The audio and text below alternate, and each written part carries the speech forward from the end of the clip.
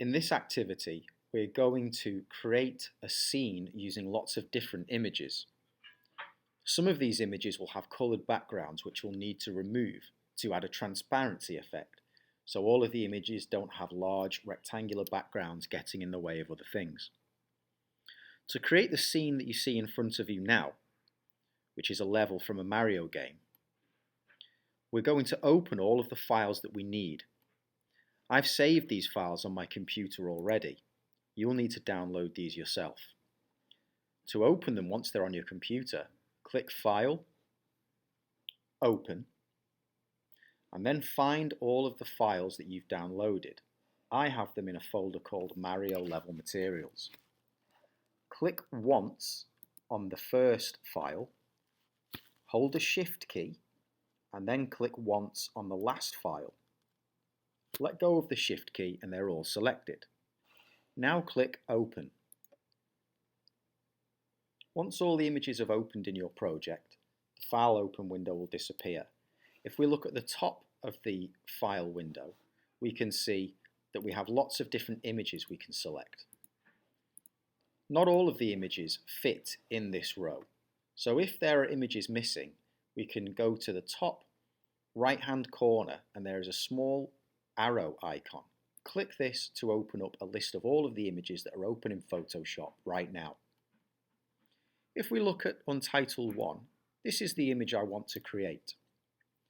To create this, the first thing I'm going to do is find my background image. The background is just a blue rectangle, and this image only has one layer. You can see the blue rectangle in the Layers panel in the bottom right hand corner, and it's called Background. First, I'm going to add the platform to this background image. So I'm going to select the platform image. Now I need to select this whole image. I can do this by using the selection tool and dragging a box around it, or I can simply press Command A, which is the keyboard shortcut, and it will do the same thing. Anything inside this dotted layer has been selected. Now I can click Edit, Copy,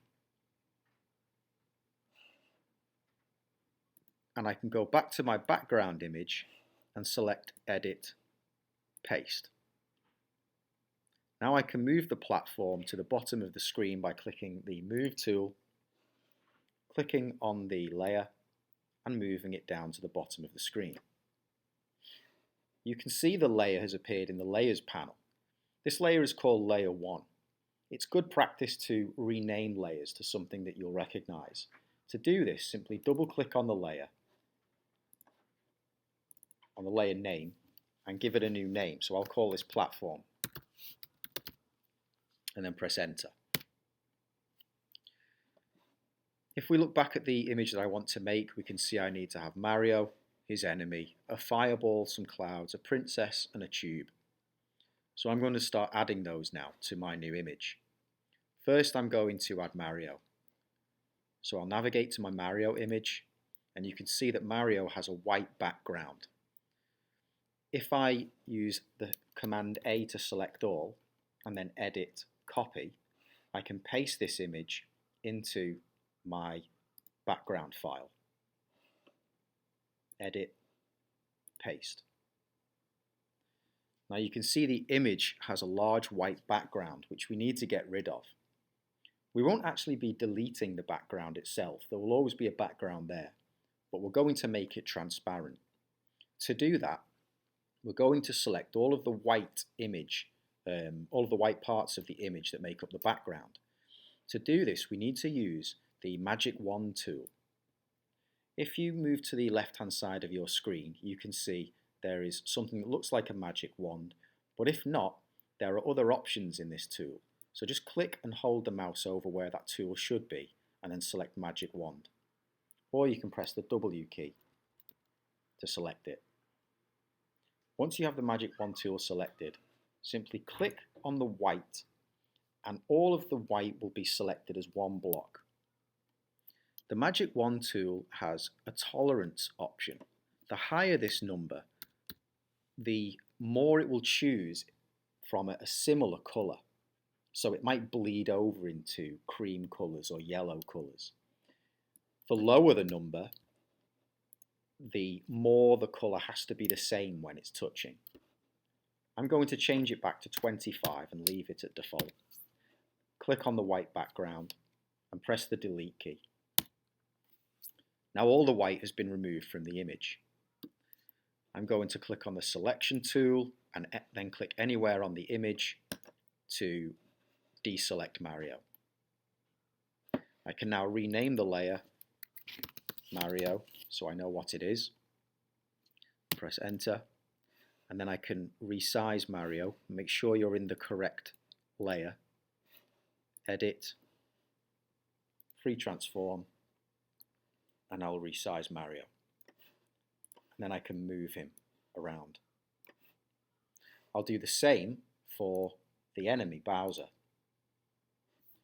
Command A to select all, edit, copy, go back to the main image, and then edit, paste.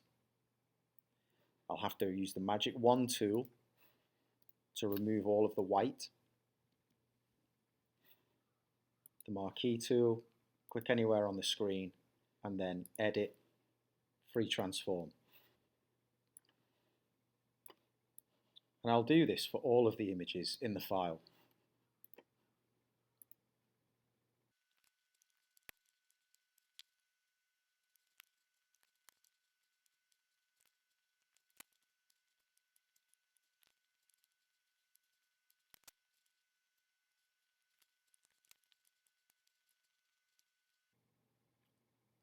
Once all of the images are in place, I can use the text tool to add some text to the text box to make Princess Peach ask for some help.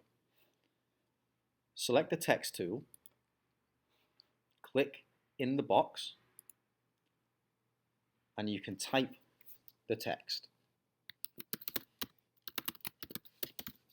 So she's saying, "Save me, Mario." Now you can highlight the text like you would in Word or any other word processor.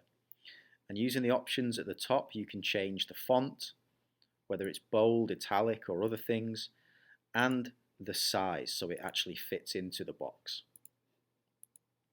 It's trial and error, so just pick something that works for you. If I just click inside the sentence and press enter, I can drop it down a line.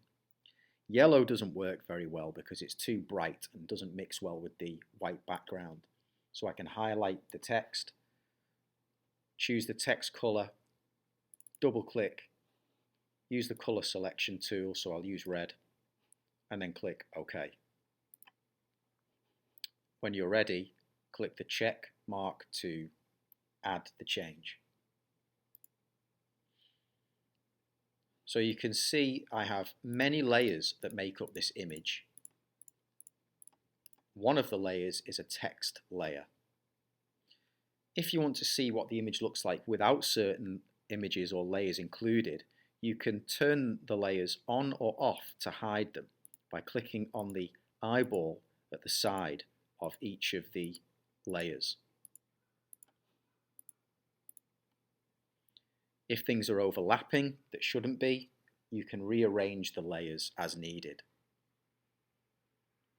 Once you've finished, you can select File, Save As.